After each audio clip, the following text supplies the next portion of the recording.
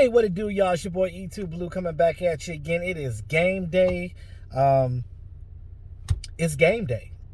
Cowboys play the Chiefs in Arrowhead Stadium. Dak and Zeke's first time playing in Arrowhead in their career. The last time the Cowboys played up there was in 2013, so it was before Dak and Zeke were in the league. Amari Cooper has played there 3 times, but when he was with the Raiders, but this would have been his 4th. But he's not playing because he's on the COVID list, and because he's not vaccinated, he's got to sit out both this game and the Raiders game, which is crazy because he used to play for the Raiders, and I'm pretty sure he had that game circled on the schedule, and now he's not going to get to play against his former team to get some of that revenge back. Because we have a short week, we have that game Thursday, Thanksgiving, Raiders game, so that's going to be a quick turnaround, but we'll talk about that in the next video. But again, Kansas City prevents a lot of problems for the Dallas Cowboys right now. This is a team that literally is, they're first in offense and the Cowboys are second in offense. Like, it's literally like a 1-2 punch. But the Cowboys are still leading the division in points per game, though. The Cowboys are leading the league in points per game, but as far as overall offense, the Chiefs got that, and the Cowboys are immediate second.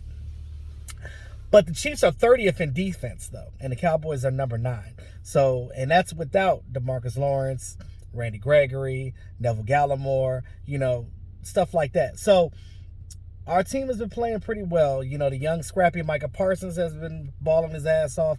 Our cornerbacks have been playing, and we still got a lot of guys out. So, there's still some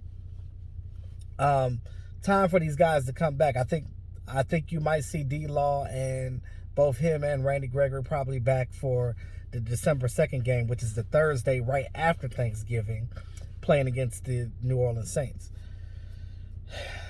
So these Thursday games are going to be the issue. Can the Cowboys beat the Chiefs and then turn right back around and also win against the Raiders? Now, Cowboys are the type of team in the past are known for winning these high-profile games and then turn right back around and losing against a team that you could probably beat. Now, the Raiders are up and down this year.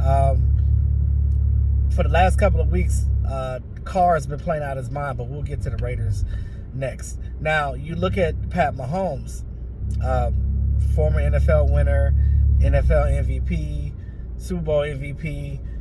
He has a lot of these honors, only being 27, 28 years old himself. Dak Prescott,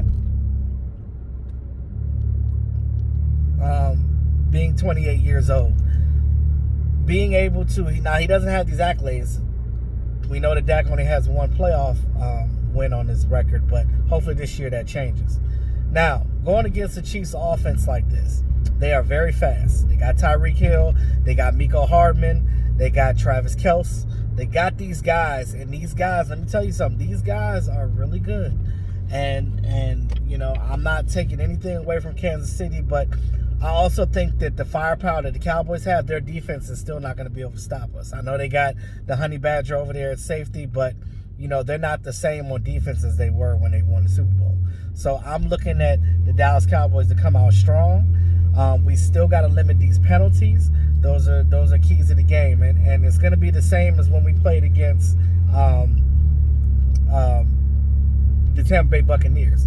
You gotta utilize this like as if you're playing against them. Now, this is the first time the Dallas Cowboys have played a Super Bowl team. Well, the Super Bowl players, both Kansas City and the Buccaneers, in one season, probably, I want to say, since maybe the last 10, 15 years. It's been a while. And they played against two Super Bowl contenders in one season. Now, do I believe that they could beat the Chiefs? I definitely do believe they can. Cowboys got to be on their P's and Q's like they were with the Falcons game. But again, the Falcons are not the Chiefs because the Falcons can't keep up score with the Cowboys like the Chiefs probably can. Now, this game is going to come down to whoever defense makes the most important stops. Whoever defense plays better in this game, which I think the Cowboys defense is much better right now, which means I think the Cowboys are going to win. I see another pick from Trayvon Diggs, and I think, let me see, maybe Kearse might finally get his first interception. Because Jaron Kearse has been flying around the ball, and I think it's about time for him to get one. I think he's going to get one in this game. If not, he's going to have a good game. PBUs, maybe a forced fumble or something like that. But again, we have to be able to keep Travis Kelce locked down, because we've had an issue with tight ends before. Even with Kyle Pitts, he had a lot of scoring opportunities. I mean, he had a lot of yardage in that game with the Falcons, but he didn't score a touchdown. And it didn't mean anything because they weren't scoring touchdowns. So I don't care what Travis does, long as he's not getting them a touchdown. Like he can catch the ball here or there, get chunk yardage here and there, but long as it's not putting up points for them, I'm not really too much worried about it, because I think that the Dallas Cowboys in offense were just too much, even without Amari Cooper, because our wide receiver core is I mean, we got depth like a motherfucker. Like, you still got CeeDee Lamb. Michael Gallup is back. Be glad that you didn't trade him. Cedric Wilson, I mean, he's a Swiss Army knife. He can do everything. He could be quarterback, too, if you want to. And let's not forget about Noah Brown and Malik Turner. Malik Turner knows this offense, and he knows all the positions on that wide receiver route. So let's not, act like we don't have a receiver core. Now, what Amari Cooper brings is that threat of, okay, damn, we got to bracket him because, he's a great route runner. He can catch you on some things and things of that nature. So that's what helps. Him and CeeDee Lamb help each other. But in this game, if Cedric Wilson step up, Noah Brown step up, Malik Turner step up, we're going to be fine. And I think we'll be all right, because Dak Prescott's still going to spread the ball around. Look for a good game for these tight ends. Dalton Schultz, maybe Sean McKeon might get up in there some too while Blake Jarwin is out. I thought Tyron Smith was going to play, but apparently he's not. Maybe they're saving him for Thanksgiving or after, because we have a short week. So maybe they're just not pushing him right now. Because with those bone spurs, they're never going to go away. It's all about a tolerance of pain. At some point in time, Tyron's going to have to get surgery. And if he does, he's going to be probably shelved for a while, if not the season. So I think they're just trying to save him for important games, like close games contending for the playoffs and things of that nature. So, but that's your keys on offense. They're going to have to play sound on offense. Don't beat themselves up. Hold on to the ball. Don't fumble. And reduce some of these penalties. I know that Connor McGovern is going to start the game. So he's playing in place of Connor Williams. Poor Connor Williams. But, he's leading the league right now in offensive lineman penalties. And that's not good. That's not a good thing. Right now, it hasn't been affecting us too much because we've still been winning games. But at some point, it might affect you. When you play against teams like the Chiefs and things of that nature, and you're driving down the field and you got a long run by Tony Pollard or Zeke Elliott, and it's negated by a penalty and it's got to come back, that's not a good thing. That's going to hurt your offense, and you don't want that. So at the end of the day,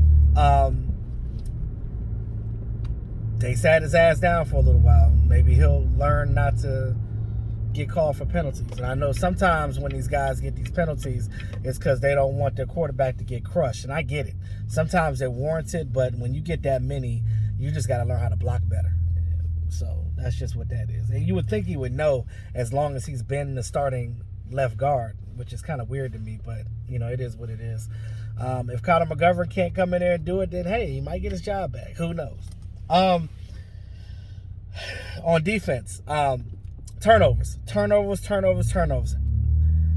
You got to keep Pat Mahomes in the pocket, because once he starts running around and extending plays, that's when he becomes dangerous, because Tyreek Hill will slide out of there. Mecole Hardman will slide out of there. All their other weapons that they have on offense will slide out of there. So you don't want them to be sliding out of nowhere. You want to keep him contained. Thank God we got Micah Parsons, because I think he's the only linebacker on this team that's fast enough literally to keep him contained. If you keep Micah Parsons literally on Pat Mahomes in that general area and rushing and things of that nature, I think that he could be able to keep Pat Mahomes stable. That way, he could throw errant passes and we could get those interceptions. I'm pretty sure Diggs is going to get a turnover in this game. I'm almost damn no guaranteeing it. It's just the way the trend has. He went 2 games without one, then got one in Falcons. Not only did he get one, but so did Anthony Brown, that you guys keep hating on for whatever reason, and Jordan Lewis as well. So let's go ahead and keep these, because these picks come in bunches. So turnovers come in bunches. So keep these turnovers going, and that's it. And you'll be good to go, in my opinion. So that's what we need to do on offense and defense. Those are the keys to the game. You got to watch out for Chris Jones, because those defensive linemen that they have over there are really good too. And we have to make sure that we block them out. So with that being said, y'all, let's get ready for this game. Let's go Cowboys. Game prediction, I would say Cowboys 34, Kansas City 28. I think that it'll be a close game. They're going to go back and forth, and I just think it's going to come down to a good defensive stop and a kicker. So Greg Zuerlein is back. You better make these goddamn field goals. With that being said, like, share, subscribe to the channel. Hit that notification bell. It's your boy E2 Blue, always keeping it real. Let's go Cowboys.